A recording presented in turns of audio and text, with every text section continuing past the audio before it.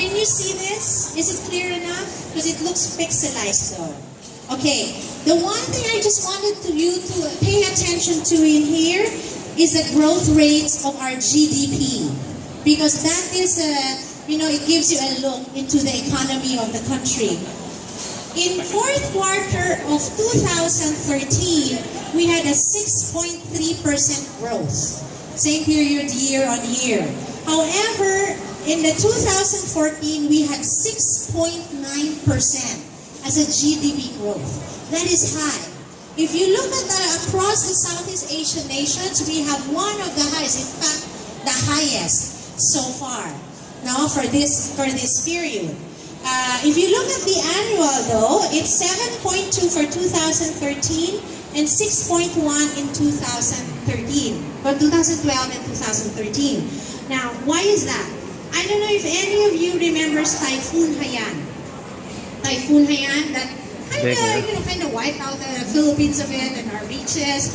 Well, that had a large impact on our economy. That happened towards the end of November, and it affected about 15 to 20% of our coconut oil production.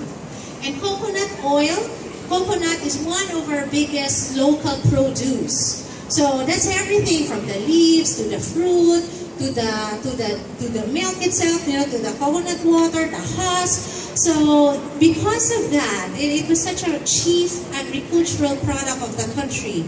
It affected December 2013 on the way to the first quarter of 2014. So that kind of affected our numbers for the year.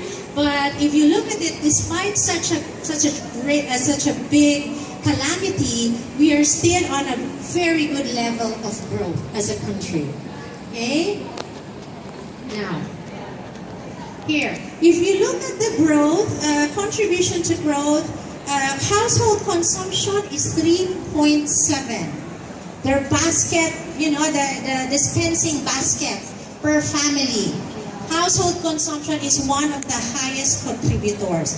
Next, of course, is our exports. We tend to export a lot of agricultural products, and also we do a lot of parts, let's say, for semiconductor companies and all that. But if you look at it, 3.7% is coming from household consumption. Now, cosmetics data.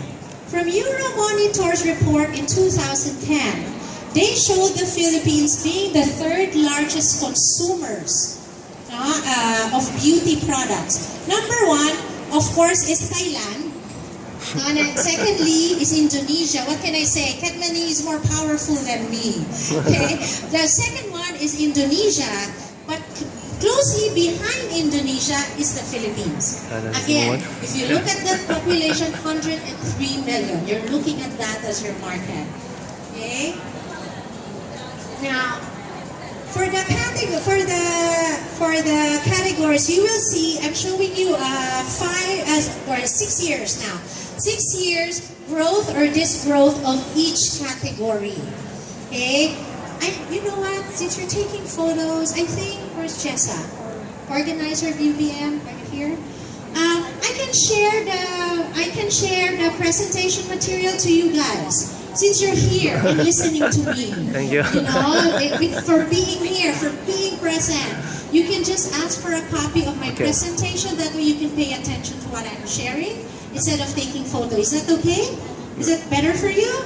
Okay, so basically all the categories you will notice, all the way from baby products, bath shower, color, deodorants, depilatories, etc. They're all on growth, all the way to 2013, except the one category I showed that has an underline. What category is that? The fragrances. Okay, and that has a, talking to the ones who are into the fragrance business, this is really more the eau de toilette, the body splash, the colognes, and eau de parfum. But basically, the market has already shifted to fragrance skincare. Now, because there is fragrance in your lotion, some people don't use any more fragrance on top of that. Nice. Or, for example, the soap has fragrance, the lotion has fragrance, and everything else is fragrance. So there is already a shift from pure fragrances itself as a category, since it's now being introduced in the other product forms. Okay, but that doesn't mean that the Philippines is not a fragrance market. It still is. It's just in a different SKU type, if you will. Okay, but if you look at even the large categories, such as hair care is 34 billion. It's already a big category, and yet it's still growing. Okay, there. If you look at skincare, it's already big, but it's still growing. Mass beauty and personal care, 117 billion. So it's still growing. Everything's growing, just except fragrances. Okay. I mentioned about fragrances being negative in terms of year-on-year growth, but the ones I placed a rectangle on, they're the highest growing categories. Okay. In this slide, it shows depilatories. But that's just the third category. The first category that has the biggest increase is sets or kits.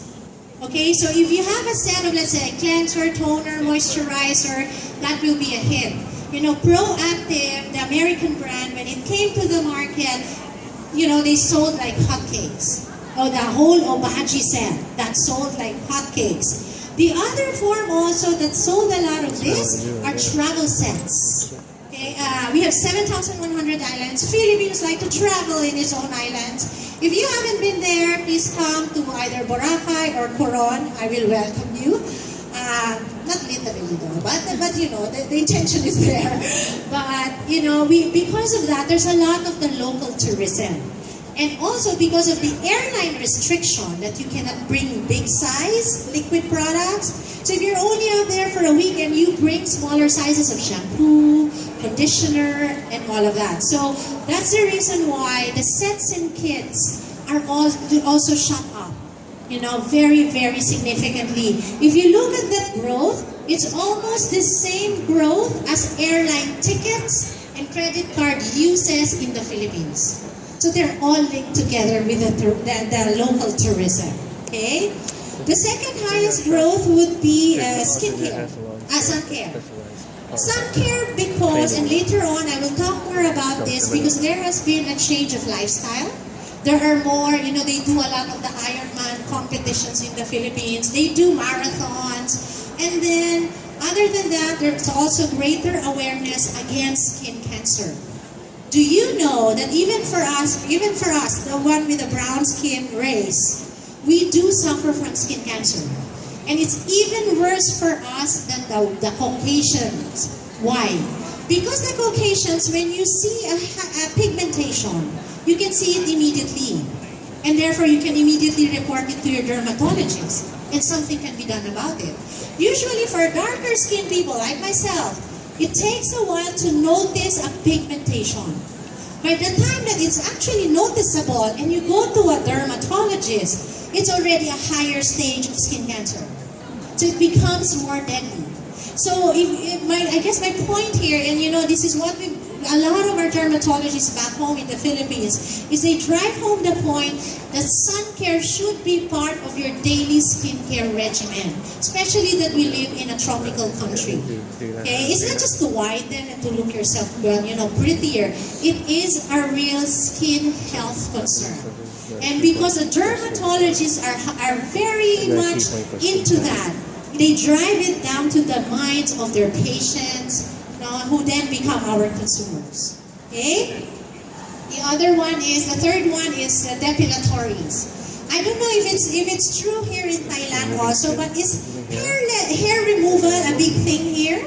I would suppose so, right? Boots has this famous SKU, Vit, I think, right? Yeah, waxing and all of that. So in the Philippines also, the hair removal laser procedures have become very popular. In fact, that's one of the top-selling laser machines for skin care, for skin category, the hair removal, and you know, being hairless is sexier.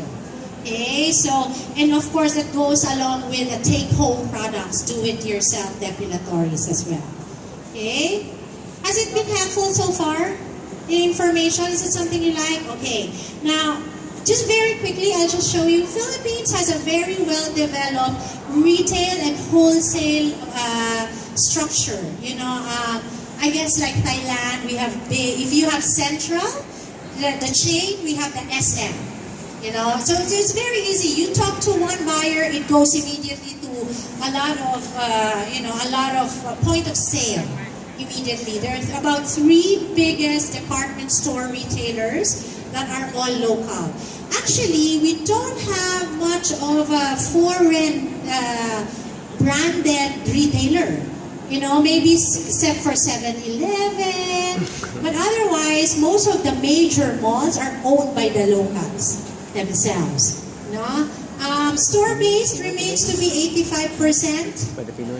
You know, non-store retailing is at 14%, non-retail channels at a 0.2%. That includes direct selling. To break it down, if you look at the groceries and supermarkets, are among the highest, 24%, and out of that 20% is really the supermarket type. So this is best if your products are meant to be for general population, for mass distribution. Okay, we have all the different formats from convenience store to a cheap type, you know, like a Save More, to a bigger hypermart, then the huge supermarkets. It's funny really because Filipino families, a lot of them think that when you go to the supermarket, it's part of family time. If you want to bond with your family, you take all of the kids and your husband to the supermarket, and that's where you spend time together. And of course, the kids are just happy to bring their own carts and get whatever they want, but it seems to be a thing. I'm not sure. Is that true in Thailand too? Do families actually go to the groceries and buy? True also? There you go. So it's not just unique, but it's quite strong for us. Okay? Here, I wanted you to pay attention to health and beauty retailers comprises about 18.2, I think, there.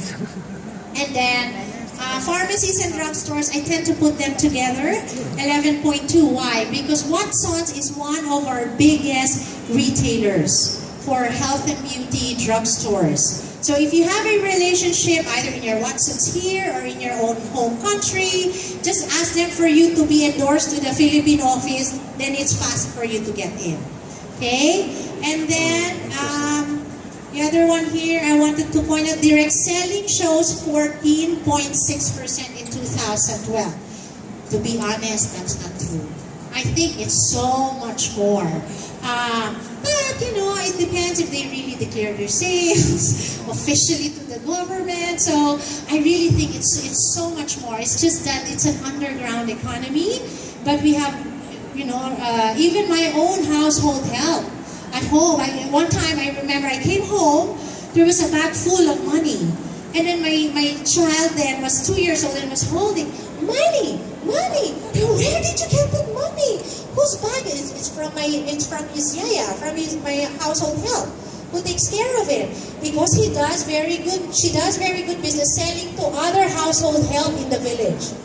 Imagine, I was like, wow, you must be richer than me. You know, but these things, they don't get audited very easily. So I think this 14.5% is a very undeclared amount. Okay? Who are our biggest direct sellers? Number 1 remains to be Avon. Number 2 is a local company called Ever Bilena. And I think in about the same level is Natasha, which is again another local direct selling company. Then followed by, used to be Sara Lee Direct, but now it's called Tupperware. Okay? So you can imagine there's a fair play between foreign multinationals in the direct selling scenario as well as local players. Okay? Key market trends. Don't worry, 5 minutes. Hang in there. Okay. Whitening as a key product benefit. I think this is true for the entire Asia, not just the Philippines. You know, Filipinos continue to relate being beautiful to being whiter, blemish-free. But in our case particularly, I think this was an influence both by the Spaniards, because they ruled us for 330 years, And then the Americans followed for about how many, 30 years. Then the Japanese came for about 5 years. Then supposedly we gained our freedom. So we're still really a young country. We really started ruling ourselves, in 1946. Although, the declared independence was in 1896, but we were really under different rulers as well. So you can just imagine, because the rulers were white, so the idea of being white would be somebody more powerful, more desirable. No? So consumer, also being internet savvy, they are more knowledgeable about whitening ingredients. Later on, I'll show you figures about the usage of internet in the Philippines. It's amazing. Even my own household help has a smartphone, has a Facebook account. So I'm sure you guys also noticed that here. I read earlier about Thailand's usage of the digital, gadgets and all. It's quite high as well. So there. Basically now, it also includes biologicals.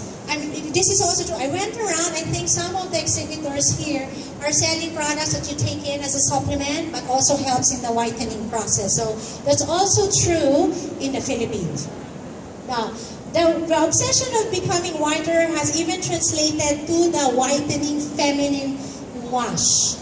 Frankly speaking, I don't understand. I look at my husband and say, do you really care if it's white? Apparently, they do. And so, there's whitening feminine washes. Is that true also in Thailand? I guess not, because you guys are surprised. Yes, there has been, Ms. Tess from Philippine FDA, there has been a number of launches for the last 2 years of whitening feminine wash. There. Recently, product for men also started to include this key benefit as well. So even men want to whiten as well. There. While whitening toothpaste have been around in the country, it's only been recently that it has gotten its hype. Now, it even includes whitening mouthwashes too. So even the teeth has to be really white. No, not mother of pearl, kind of yellowish look. White skin, as part of definition being beautiful, is expected to remain. It still remains strong. Due to consumer education, the idea of whitening is not just about looking white, but it has also something to do with UV protection. Sunscreen, helping you to have blemish-free, lighter skin. Even skin tone and spot reduction. There are now, I'm sure here you hear about words like hyperpigmentation, melasma, or hypopigmentation. These are vitiligo. These are the things that a lot of skincare companies are starting to refer to because the desire of having an even skin tone. So it's not just about looking white. Okay. Next, sun care category, I mentioned this earlier. Sunblocks have also increased because of the desire to look whiter. If the skin is protected, it does not have to create its own, defense mechanism of pigment. And then dermatologists recommending it. And then there's also the skin care awareness. Plus, in fact, we have our own skin cancer foundation that's quite popular locally. And then the rise of outdoor sports. Surfing, if you're into that, come to the Philippines. There are about 4 best spots for surfing. Depends on how big a wave you like and all that. But because of a lot of these outdoor sports, it has encouraged the sales of sunblocks. So if you're into that, this will be a good market. Naturals, organics, and hypoallergenic. Right now, the real reason why consumers look for these claims is because they want to be assured that they're using safe products, right? The idea of organic, natural, or hypoallergenic tells you that you're using a safe product. So the hypoallergenic products also gain popularity as it is consistent with that consumer need. Now, right now in the Philippines, they expect that the products being sold at least have one of those claims. It's like a minimum expectation in the skincare. Otherwise, why bother? I know there's another competitor that will assure me safety in what I use. So that's why a lot of the products that also come in, we encourage, in the industry, have more clinical tests about, against allergenicity or hypoallergenicity, so things like that. Now, products that show organic seal, like especially those from Europe and US, are also highly sought for. I'm sure you've heard of our virgin coconut oil, and you have it here too, right? But I'd like to say, and I have to say this because I'm from the Philippines, the best virgin coconut oil is from the Philippines. Because I'm representing the Philippines today. But usually what the people have done is they've asked accreditation agencies from Europe and US to come to the farms and really certify so that they could stamp that seal onto the product. Now, fourth market trend, and I'm sure this is true for Thailand, from traditional promotion campaigns to social media. What used to be a popularity of the offline promotion, advertising and promo, has now become online and digital already. So, for example, it's advantageous really for new brands who are coming in because it's less investment, right? If you go, let's say, to one of the popular local channels, it's 45,000 pesos. That's about $1,000 for a 30-second spot. One 30-second spot. Do you know how much how much of a Facebook ads you can get from $1,000? And how many eyeballs can see that? Nobody watches local channels anymore. They keep, once the advertisement comes out, they change the channel. Another advertisement, they change the channel. It's really hard to do it now in the traditional way. But you look at Facebook, you put your ads there or Google ads, there are more eyeballs seeing that.